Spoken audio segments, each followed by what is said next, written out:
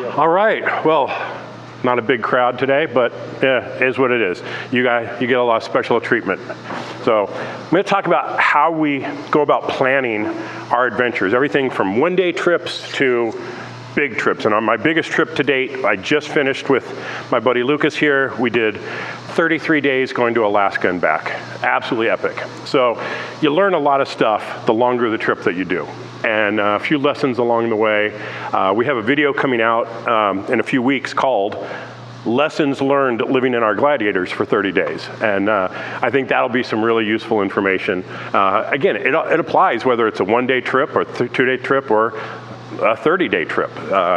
Planning is everything. The better you plan, the better your experience is going to be, right? So we've, over the years, developed different techniques, different rules of thumb, used a bunch of different apps to plan the trips that we do, and I'm going to kind of run through as much of that as possible. So some of the basics: how many days are you going to be out, right? I mean, that should probably start there, because that's going to determine how much food and clothing and things that you're going to need. How far is it between fuel stops? Depending on where you're going, well, it could be 50 miles, it could be 180 miles in some places. There's one spot in Alaska was 160 miles between gas tanks. And if you stopped there at one of them, it was the equivalent of, it's like $7.50 a gallon. So it's like having some extra fuel on board to get to the next spot that was only $4.50 a gallon. Huge, huge cost savings. You know, do you have an emergency plan for fuel? Things like that. Can you carry enough food? Now, I didn't plan on taking 30 days worth of food with me, but my wife did. So she put in this monster 75-liter fridge, and it was so full I could barely close the lids on it.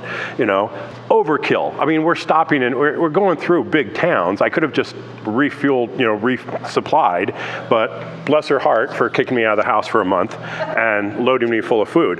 The problem was when I got to Anchorage and we went salmon fishing, she didn't leave me enough room in the freezer to bring back more fish. I only had enough room for one. I'm like, your fault, babe. You know, so next time, hey, pack a little lighter, right? Water's a big consideration. You know, the longer you're out, you got to start dealing with showers. You know, hygiene is important. Doing dishes, drinking water, having a dog that prefers to roll and poop. I go through a lot of water with that. Where can you resupply? Where are you going to find water sources?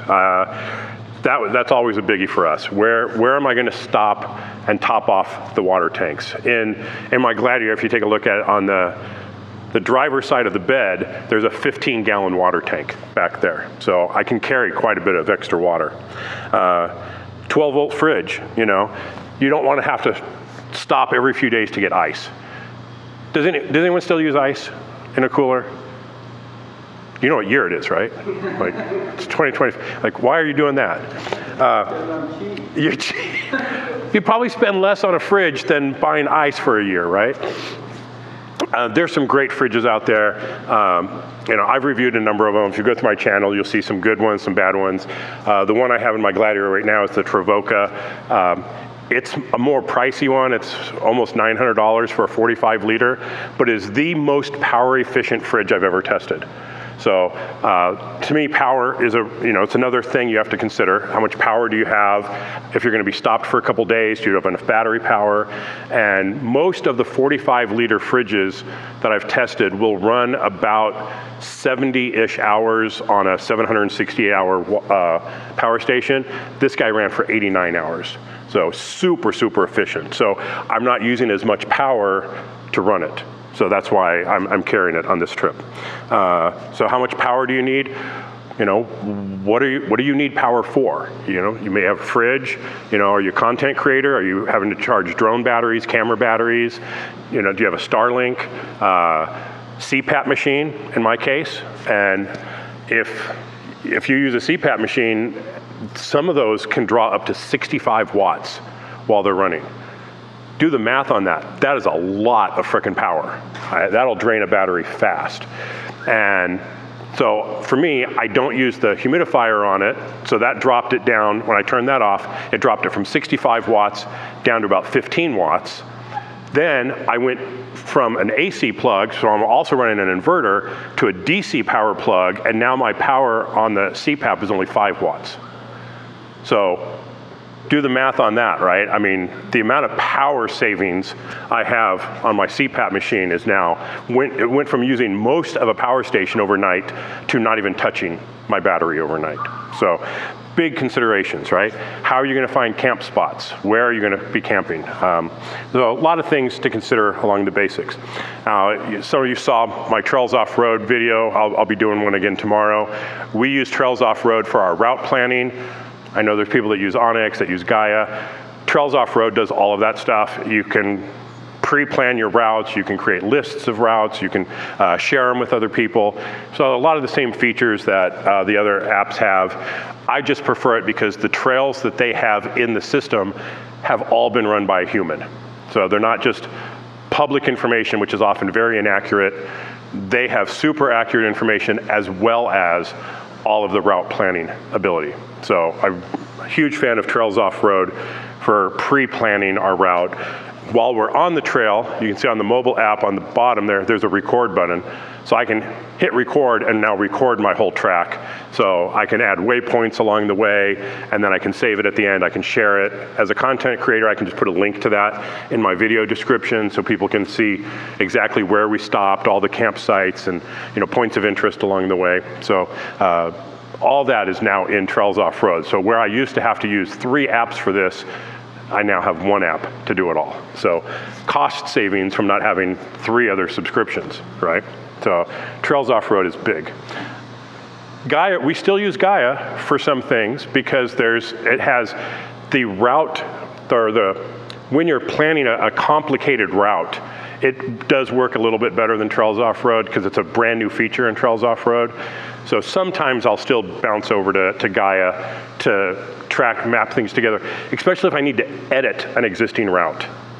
So that's not in Trails Off-Road yet, but I can take that GPX file from Trails Off-Road, move it over to Gaia, and fine tune it. So I still use it once in a while, just I don't need to as much because I don't need to do it for recording, I don't need it for those features, but for editing a route, it's still one of the best out there. Who uses iOverlander? Awesome, right? Little miffed about their new subscription model. If you want the full thing, it's like $100 a year, but lifesaver, absolute lifesaver if you are doing big trips. Where do you find potable water, established campgrounds, dispersed camping, and showers? Those are my 4 things I look for. Now, they have a lot of other things that you can find in there. There's points of interest, hotels, all kinds of other stuff, but those are my 4 main things I need to keep going. Where do I find potable water? Sometimes a gas station will have a water faucet, but it's not potable. And so I can just look on the map and see the icons here. So that's a water one. It's really hard when you're right up on top of it. So there's water, there's showers, those types of things that I can find along the way. And then I can click on it and get a description of what's there. Maybe it says you have to go around back to get the water, or it's between pumps 3 and 7 on the left-hand side, or wherever it is, or go ask and they'll give you a key for it, things like that. Same with showers.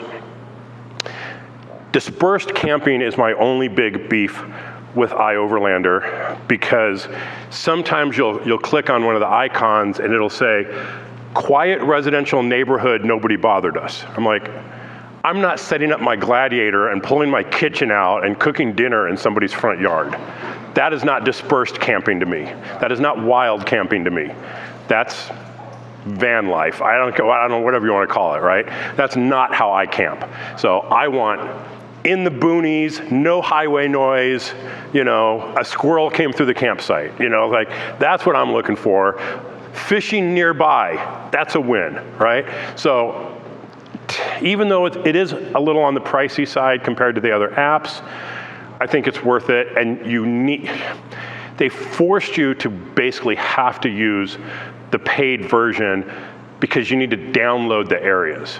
It does not work properly unless you download the areas. And you're downloading a state at a time, so it's not horrible, but I'm not thrilled with how they're doing it. But there's really no choice. If you need to find those types of things, it is an absolutely indispensable tool. So I said in my Gladiator, we have a 15-gallon tank, and we're taking showers almost every day while we're in Alaska. We're cooking dinners, we're watering stuff, little poop hound over here, rolling in feces all the time. He's getting showers all the time. So we're going through a lot of water on the trip, and we had zero problem finding plenty of fresh water all through Canada, all through Alaska, zero issue always finding water because of iOverlander. So for us, it was just a no-brainer. I never had to carry more water or even pull out a water filter that I had to pump out of a river or anything. We had tons of available water because there's so much information in iOverlander for water sources. And every single one we went to had a spigot. Now, sometimes it would say, well, it's 30 feet, 40 feet from the parking lot, so you can only do jugs. Well, I carry a 25-foot hose, no problem, right? So definitely carry a hose if you need to. Then you don't have to carry your jugs around. So, yeah, a little bummed about the price thing they did this year, but super, super good tool. This is a new one that I recently found out about called freecampsites.net, and it has a lot of campsites in it. So really handy tool, lots of reviews of the different campsites. So trying to find guess what you find there? Free campsites, right? So that was really handy. We used this a few times to find spots that weren't in iOverlander, because what you'll tend to find in iOverlander is people aren't putting in the most epic of campsites. No kidding, right? Like I'm not gonna give you my favorite spot, but those may be in here. So, and there's a lot of free campsites out there that aren't just wild, they're just free campsites out there. And this was really helpful in finding some of those that I just couldn't find any other way. So, and guess how much it costs? It's free, right? So super handy, highly recommend it. It's just another tool, right? Third is the Dirt. I do keep a subscription to the Dirt. So between iOverlander, freecampsites.net, and the Dirt, I can pretty much find any campsite out there. So I'm not going to talk a lot about it. I mean, it's the Dirt. It's a subscription model. I think it's $40 a year or something. But you're out there, you're trying to find something. You go through a few different tools, and none of them have everything. So combining them, you're going to find something out there. Let's talk about power requirements. This is a tough one for a lot of people, figuring out how much power do you need? How much battery capacity do you need? How are you charging that battery? Do you have an alternator charger, so it's charging when the engine's running? Do you have solar power? How much solar power do you need? So if you're running a fridge and other things, how long is the engine going to be shut off so that you can determine, do I need ancillary solar panels, or I'm never being shut off for more than 10 hours, so I need to just cover that 10-hour span. So if like here, that thing's going to be parked for 3 days with the fridge in the back. How long, how much power do I need to keep that running, right? So you got to do the math on it. You got to figure out how much power things use. If you have a fridge, put it on your power station in your house, or preferably like in your backyard, so it's got a range of temperature, and see how long will it run that fridge. Put it about 50, 60% capacity and use it. Put all your drinks in there for a couple days. Get in and out, put fresh drinks in, so that you're using it the way you would when you're camping, and figure out how long your equipment will last with your batteries, so that I either have enough or I don't have enough. Because the last thing you want is to run out of power. Yeah, that's a bad day. That's a very bad day. Do you need to charge other batteries, drones, cameras, lights, radios? Everything is charged these days.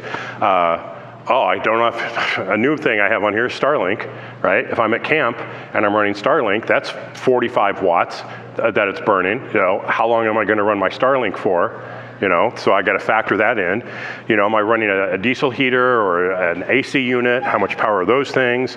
You know, and then how am I, if I'm running a power station versus a battery, how am I going to charge that? So both of my vehicles have the Blue Eddy Charger 1 for charging my power stations, but the Gladiator now has a dedicated power system, and it's got a battery and everything else. So I still have the Charger 1. I can charge a power station in the back seat, and I can charge the battery that's in the back, which I have so much solar on there, and I have 400 watt solar. I've never needed to charge it off the engine. So, and my goal was to be able to be parked somewhere with no solar power coming in for 4 days.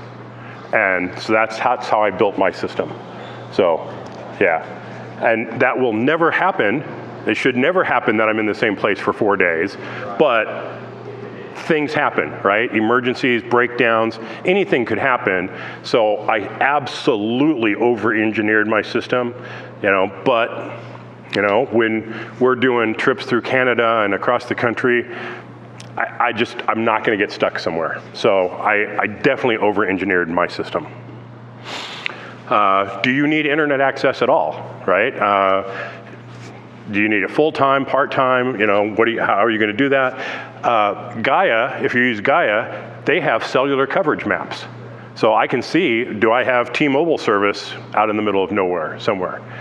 Well, now, it's getting to the point where I don't even need that, because with T-Mobile, I have data on my phone from anywhere. It's not great data. It's iMessage and Google Maps right now, but more and more is coming to the phones through T-Mobile with Starlink. So not only do I have my Starlink dish back there, I have Starlink right to my phone now. So super cool. And that's only with T-Mobile. With some of the others, you can do messaging where you're like pointing at a satellite, watching on the screen. With T-Mobile, it's direct to cell. I mean, this can be in my pocket and I can get messages over satellite. So it will never be good enough to be like watching a YouTube on it, but for emergency comms, it's super cool. For getting your map updates, it's really cool. You know, text messages, things like that. So how much internet access do you need? If you're always gonna be in nice established campgrounds close to cities, maybe you only need a Wii boost to just boost that signal a little bit. But in order for those cell phone boosters to work, there has to be some signal. Maybe one bar, you know, it's not quite working, and a Wii boost or something like that will boost that signal and allow you to have good connectivity.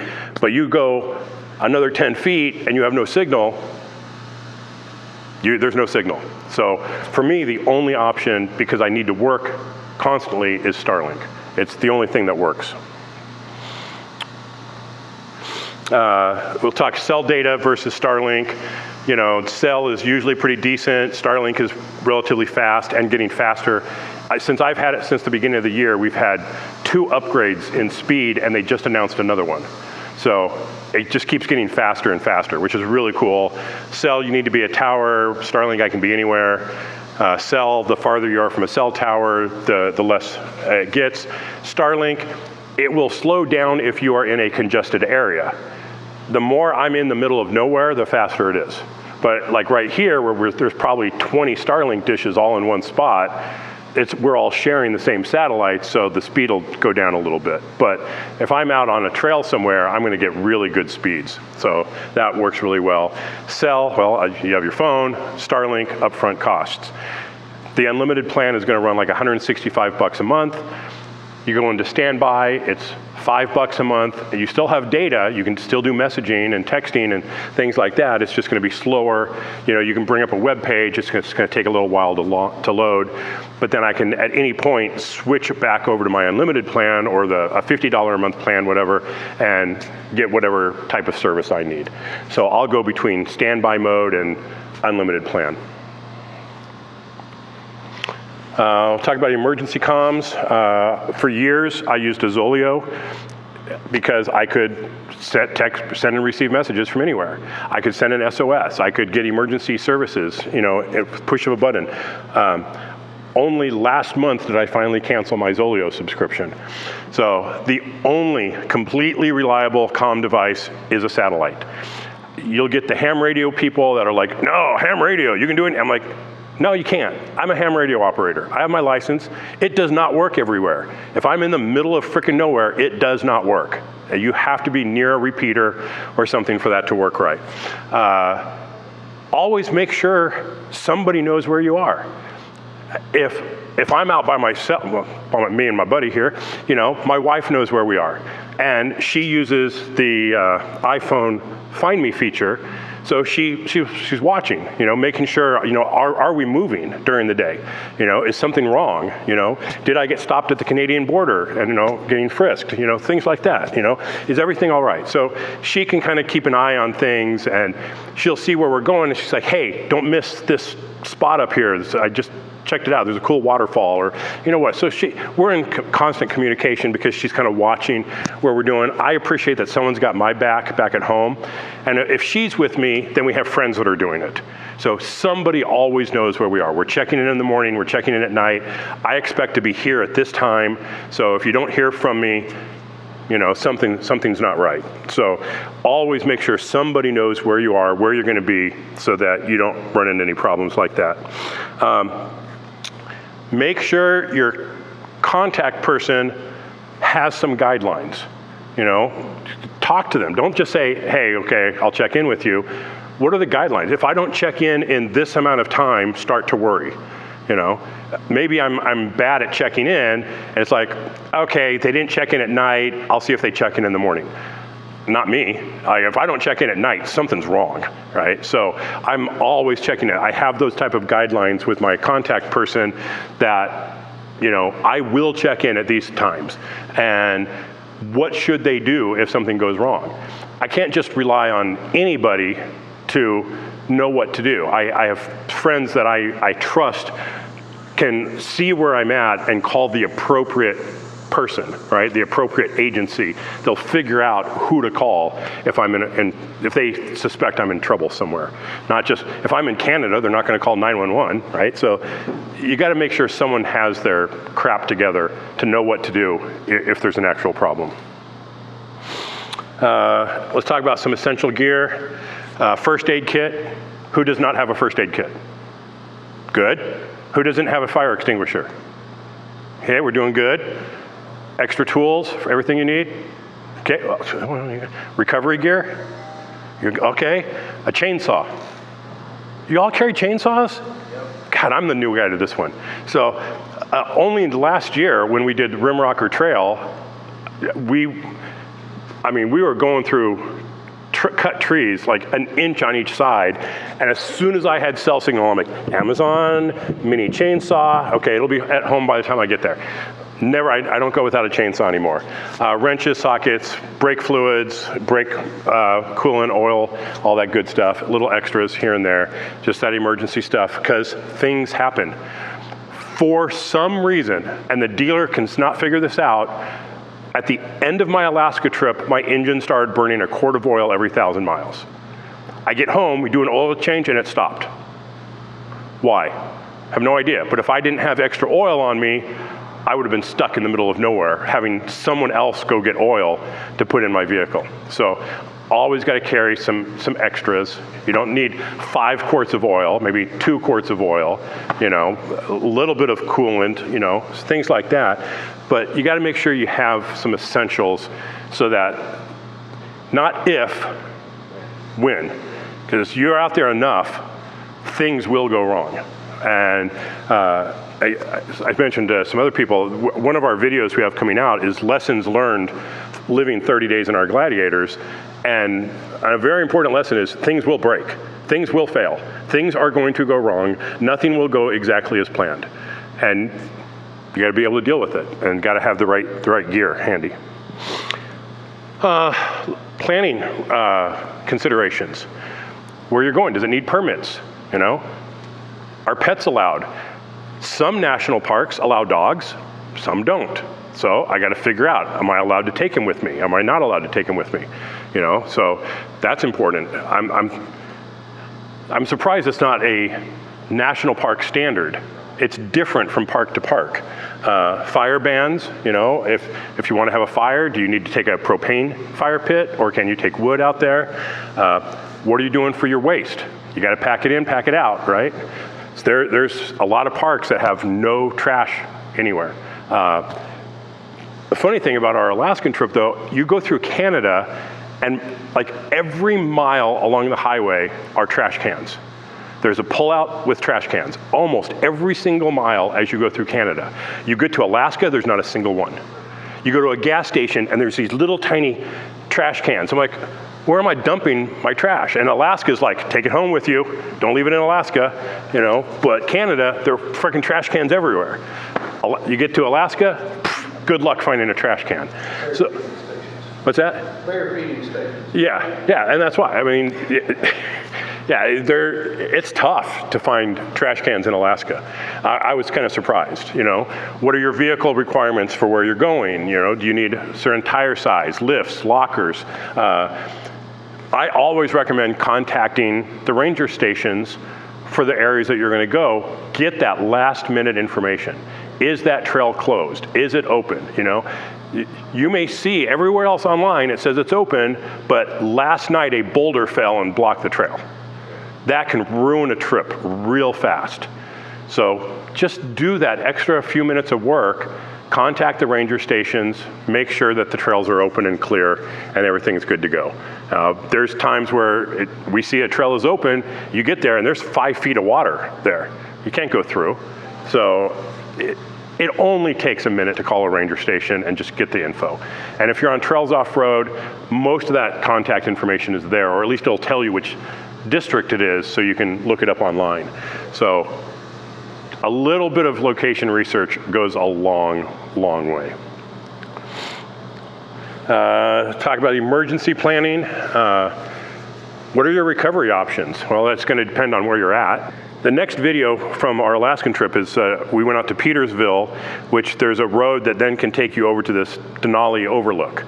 And we get out to this one spot, and it's another 2 miles to the overlook. We actually turned around because we're like, our heavy-ass gladiators going down this descent is going to be sketchy as hell with a little dog leg with 700-foot drops on each side. We're above tree line, so there's nothing to winch off of. And if we make it down there, then we have 2 miles of uphill mud. And we're like, okay, what happens if we get down there and we can't get back? Well, where we're at, the answer is nothing. So, okay, put our tail between our legs and turn around, right? I mean, we're just not gonna take the risk. Other places, it's like, well, if I get stuck here, who am I gonna call? If I'm in northern Utah, I'll call Trailmate Recovery. If I'm in southern Utah, maybe I'll call, you know, Matt. If I'm, you know, in Nevada, there's a group there. You know, do your research and find out. Maybe there's a volunteer recovery group in that area you're going to. Make sure you have their contact info. Colorado has Colorado 4x4 Rescue and Recovery. If you get stuck, they'll come out for free and get you unstuck. So find out where you're going, who the recovery options are, what are they going to cost. If you're out in the Maze District in Utah, which is a part of Canyonlands National Park, the minimum fee for a recovery is $2,500, minimum. So bear that in mind, right? Maybe you should go out with other people, you know, in case something happens, right? So understand what your recovery options are gonna be before you head out there, right? Last year, here at the show, someone asked me, what is the single most important thing to consider when doing these adventures? And it took me a while to come up with the answer, and it was finally, have the financial means to deal with any problem. If you cannot afford a dog trainer, hey, you know, if you can't afford $2,500 to come get you out of the Maze District, then you probably shouldn't be there, right? If you can't afford a breakdown somewhere, you probably shouldn't be doing that type of trail, right? It's a harsh reality, but it is reality. If you can't afford the problem, don't put yourself in that situation, you know? Now, whether that's having enough credit card balance or, you know, rich parents or whatever your situation is, you got to be able to afford to get yourself out of there, right? Does someone know where you are and where you should check in? You know, what happens if you have a breakdown, extra food, shelter? In Colorado, we tell everybody you have 3 days of everything. No matter, if you're just going out for the day, you take 3 days of clothes and 3 days of food and 3 days of water, you know? Because people all year long will get stuck somewhere, and because they didn't have Starlink or something else, they are stuck for days before anyone knows that they're missing, which goes to previous points, right? Who do you call? How do you call? How do you communicate with people? Who knows that you're out there and when you should be back, so that you're not sitting somewhere for 3 days hoping that someone drives by, right?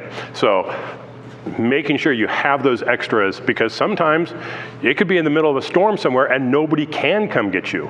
You need to be able to survive for a few days. So always go out with extra, all right? Oh, well, that was it. Hey. And if you know a good dog trainer. So that's my trail planning, some of the apps we use, the considerations we take into account.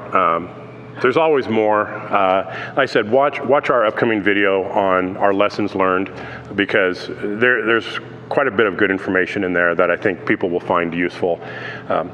You know, you don't always have to consider everything on a trip. You know, if you're taking a 3-day trip, you're not going to care about laundry, right? But if you're doing a 30-day trip, are you taking 30 days worth of clothes? I don't own 30 days worth of clothes. So, and if I did, how much space would that take up? So I budgeted 10 days of clothes, which means I had to find laundry facilities twice. Well, I used iOverlander to find those laundry facilities. You know, so again, understanding where to find those resources, and fortunately, we found a campground that not only had free laundry, it had free showers. Score, right? So, and it had free firewood. Double, you know, triple score, right? So we had free wood, we had free showers, we had free laundry. Awesome. Yeah, that was incredible. So, and we found that on iOverlander. So, yeah. Okay, any questions? Did that, yeah? Security. First, you know, unless you're to weapons from your already, you know. I'll tell you, one of the worst forms of self-defense is a Bernie doodle. Just keep that into account. Yeah. Say that again, I'll tell you that. I'm sorry, I didn't hear what you last said. One of the worst forms of self-defense is a Bernie doodle. Oh, gotcha. Okay. He's not going to save my ass for anything. He'll be like, oh, grizzly bear, big dog, let's play. So he's worthless for protection. What I carry for the most part is a Byrna. If you haven't seen the Byrna, you go down Storyteller Row, back there, they have a booth over there. It is a less lethal firearm. It's legal in all 50 states, and it shoots a kinetic round instead of a bullet, so you're not gonna kill somebody. And the way I have mine loaded is there's 2 kinetic rounds and then a pepper round. So the kinetic rounds is gonna get someone to back up, and then you hit them with a pepper round and they're gonna go to the ground. But if I shoot someone who's 5 feet away from me with a pepper round, I'm going down.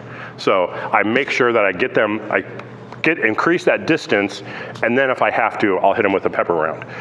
I hope I never have to deploy it, you know, and I've never had a bad situation on a trail, so I'm not overly concerned, but I still take it. Were you able to carry that and then take that into Canada? Yeah, yeah, because it's not a firearm. Yeah, okay. so it wasn't a big deal.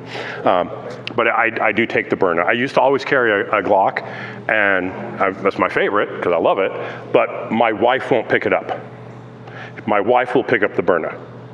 So, you know, if my life is in danger, I want my wife to be able to help me, and if she's not going to pick up the Glock, I'm screwed. But if she'll pick up the Byrna and fire it, I might be okay.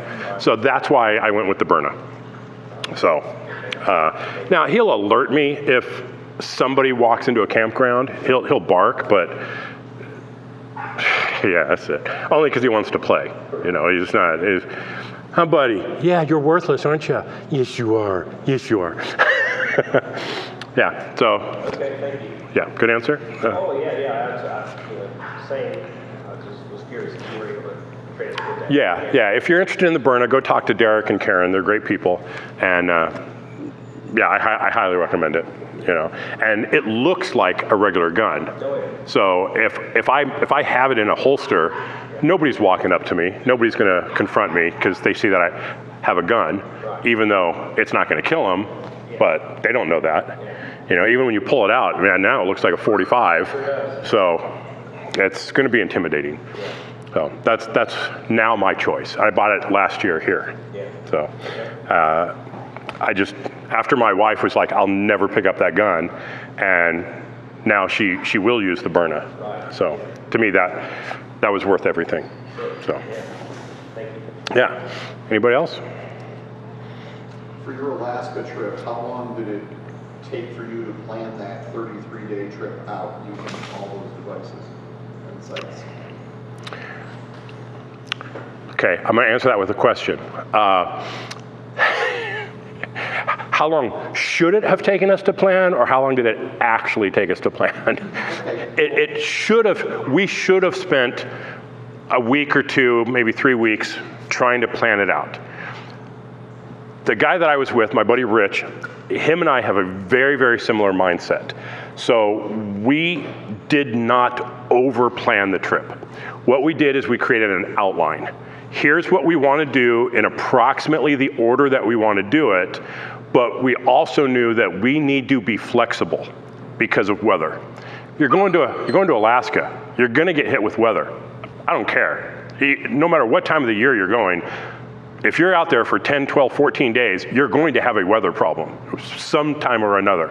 And so we have a flexible mindset in that, okay, well, we know we're going to start in Dawson City, and then from there, the only option is to go to Tok, but then we were going to go to Anchorage, but because of weather, we diverted and went south to McCarthy and Kennecott, and then worked our way around. So we were flexible enough in our planning that we literally only spent 4 nights probably putting together. We both had our list of things we wanted to do. We combined them and said, okay, this is the approximate order we'll probably do stuff in, but things did get moved around a little bit.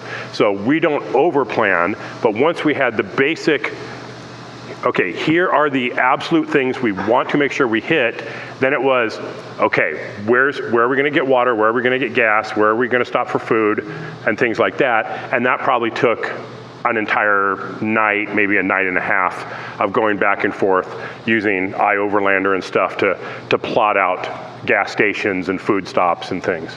So we didn't spend a lot of time doing it, which is just kind of our style. I know other people will spend 3 months every night. Okay, we're going to go here, and then we're going to go here. We have, all right, you're like that? Now, maybe you're different, and I'm gonna. The problem is there's all these things we want to do, and I just make sure that we have our rain plan, we have our. Okay. We have options. What And I'm aware. the problem that I see is when people, they'll use Guy or Charles Offer, and they'll route out everything, and then something goes wrong, and now it's ruined their trip because their schedule just went to shit. Well, we can't do that. It's raining. What are we going to do? Let's do something else. Have a backup plan. Well, we can't do that. We'll go over here. No big deal. As long as we try and hit the majority of the things that we want to hit, isn't it a success? She has 3 months worth of backup plan. That's where she is. I pick a location, and then these are all the possibilities of things that we are interested in doing, and this is what it'll cost, how long it'll take. So how many things can we get in a day? Yeah, I mean, like I said, we had an outline. It's like, okay, these are the things. And did we hit everything? No. Not possible. I mean, we knew we had more things on our list than we were capable of doing because of time, but if this failed, well, we'll go over here. If this doesn't work, we'll go over here. It's not that bad. You just got to have the right mindset going into it that things are going to come up that is going to, it's like, what's the saying, in the military, right? The best plans you can possibly make go to shit as soon as you see the enemy, right? It's the same. No matter how well you plan a trip, the moment the wheels start turning, the possibility of things going wrong just started going up. And things will come up. So I like the outline approach and kind of the order, but it's like, all right, we'll just play it by ear. And then we get up in the morning, we check the weather. Can we go this route? Okay, no, there's not gonna be any view. Well, let's go over here, the weather looks better, so we go south, and we end up having the most amazing view in Kennecott than people have said it was like the best view of the entire year. So it all worked out, for the best. And then, we never got to see Denali, but Denali is covered in clouds more days of the year than it's viewable. So the odds of seeing Denali on any given day are pretty low. So it wasn't a surprise that we couldn't see Denali, so we just diverted and did something else that worked out better. So just be flexible and my advice is to not overplan, because it leads to disappointment if something goes wrong, but have a good outline of what you want to do and a general idea of where you're going, and then start figuring out at these different places, what are the resources that I have available at those places? Is there gas, is there water, is there showers if I need that? I mean, we carry enough water that the entire trip we only took a shower not at our vehicles one night. The rest of the time we were showering right at our vehicles because we had plenty of water. So water was so easy to come by up there, it was ridiculous. So we'll just shower at camp, no big deal. You have water but no trash can. Yeah. So, and a lot of the places had burn bans, so we couldn't even burn our paper trash. So we carried trash around a lot until we could find places to put it, or got back to Canada and could dump it easily. For your camping, when you were going to spend the night, were you staying at campgrounds, or were you just doing dispersed camping? Here's a site, let's go here and just hang out. It depends. It really depended what we could find. The goal is to never stay in a campground. However, that being said, when we were in talk, we went to some of the dispersed locations that were listed, and there's no way we were going to stay there. They were just either complete marshy, or something was wrong with each one of them. But in talk, there's this campground called Alaskan Stove Camps, and yeah, okay, it was like 30 some bucks, but we both fit into one spot, so we only had to pay for one spot, and it had free showers, free laundry, free coffee in the morning, free water, free firewood. So, we would have gone into town and spent 10, 12 bucks on laundry, we've gone to the other place and spent $7 on a shower. Okay, we'll just spend 30 some bucks on the campsite and have all of it. So it just depended. We prefer dispersed camping whenever possible, because surprisingly enough, I don't like people, so. I mean, we don't like being around crowds, we want to be out in nature. We want to not hear cars going by, we want to be as dispersed as possible. It just wasn't always possible. So and then the Yukon, the government campsites are awesome. They were cheap and they had free firewood. And some of them had showers, and most of them had toilets. Why not stay there, I mean, no one else was around, so they were awesome campsites. So we did stay in some of the government campsites in the Yukon because they were everywhere and they were nice. So they were flat, both vehicles fit, so why not, right? It just wasn't worth it to kind of keep looking for dispersed sites. Other places, we're just, oh look, Overlander says, check this spot off, it's 4 miles off the highway. Get there, it's like, yes, this is beautiful. And I'm taking him for his 9 o'clock walk, and he tries to go off into the woods. I'm like, oh no, we're going back to camp. I don't care what's in there, we're not going after it. Because he has no fear of any animal on the planet. He just thinks they're just big dogs and he wants to play. So if I let him loose, he's gonna come back with a grizzly and go, look, Daddy, look, I got a new friend. So, yeah, that one had me sketched out. There was something in the woods and he wanted to go play with it. And I'm like, we're done. So, that answer your question? Yes. Did you actually plan out a financial budget prior to and say, here's what we're looking at spending?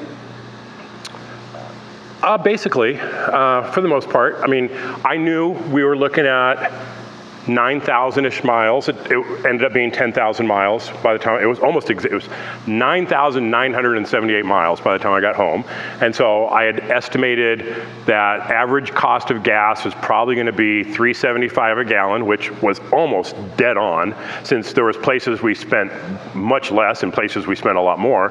It averaged out about $3.75 a gallon, so I knew my cost of gas was gonna be X amount, and my wife sent me with so much freaking food. The only thing I bought along the way was a loaf of bread, and for some reason, even though she said it was in there, I couldn't find the mustard, and I think that was about it. That's the only food that I bought in the entire trip, because she sent me with so much food. So I didn't really have a food budget. We did, not entirely true. I mean, there were days that we had 13-hour days of driving, so we would drive through a Wendy's or something on the way just so we could just keep driving. So we budgeted, I don't know, $30 a day for extra food stuff, something like that, and we were nowhere near that. So, because most of the time we just ate what we had. So, campgrounds, I think we had a $300 or $400 budget for the whole trip that we were estimating that we were going to spend on campgrounds, and that was split between 2 people, so that wasn't too bad. Yeah, there wasn't much else. So we hit the budget pretty square. It was more miles than we expected, but you know, okay, fine, you know, because it ended up being 10,000 instead of 9,000. But what can you do? I mean, we had to detour a few times to do what we wanted to do. So it all worked out. Anybody else? Some good info? Good, good. We hope so. I mean, if people can learn from my mistakes, you know, all the better, right? I mean, what do they say? Experience comes from a lot of poor decisions. So I've made a lot of poor decisions. So a few good ones, like turning around when we thought it was too sketchy. That was probably a good call. When my wife saw that video, she's like, "Good job, hon." Like, that looked bad. I'm like, if Rich and I both look at it and go, no, then it was probably not it was not worth doing. Yeah. I mean, we try and keep it real, you know, and you're just there along with us for the adventure.